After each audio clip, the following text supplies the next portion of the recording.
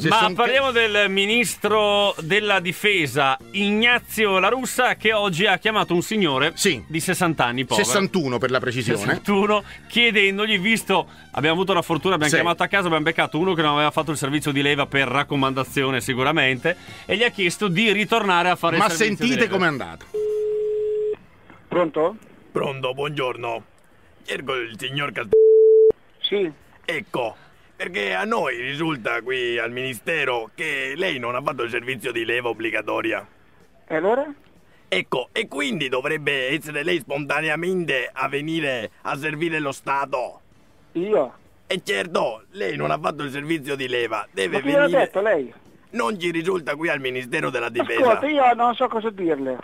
Come non sa cosa dirmi? Lei deve fare... Le mando l'esercito. Lei deve... Ascolta, io non l'ho fatto perché ci sono dei motivi. Con chi sto parlando io? Col ministro della difesa La Russa. Allora a sto punto qui lei legge bene i documenti, vedrà che le cose ci sono scritte. Sì, ma comunque, ora che è passato quel periodo, dovrebbe venire di sua spontanea volontà a servire lo Stato. Io? E certo, è che io l'ho fatto il servizio di leva. Allora io non l'ho fatto perché c'era un motivo se non l'ho fatto. Sì, ma proprio per questo ora lei dovrebbe venire. Si muova, venga a fare il servizio di leva. Venga ad arruolarsi. Ecco, quando vengo? Può venire da subito, basta che vada nell'ufficio della sua provincia. Allora lei mi manda dal mio ufficio di abitazione, mi mandano a chiamare, dopo io vado a fare l'ufficio, vado a fare il militare. Ok, quindi lei è un raccomandato, diciamo. Io non l'ho fatto per motivi di salute, ha capito? Se lei legge gli atti di quella volta, perché io ho 61 anni, perché non sono più un ragazzino, capito?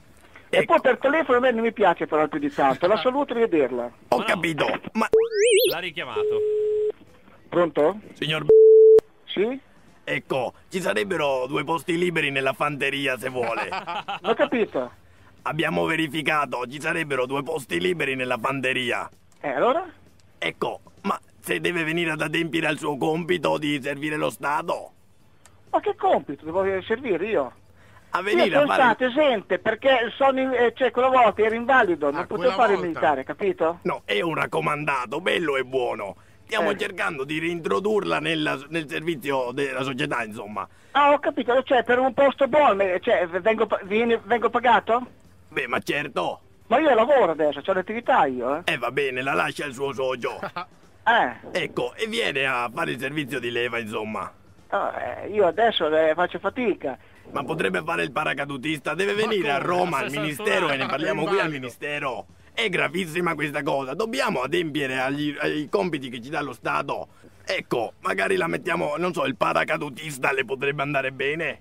Per me va bene tutto, l'importante è che sia un posto buono e dove prendo lo stipendio a fine mese. È certo che prende lo stipendio a fine mese. 300 euro al mese glieli diamo. 300? E certo, è il servizio di leva. Io c'ho una famiglia, c'ho delle spese, 300 euro cosa faccio? Sì, ma lei doveva adempiere al compito di leva obbligatoria Ora non ho ancora capito lei. Ho capito, ma essendo lei stato raccomandato deve adempiere a qualsiasi età.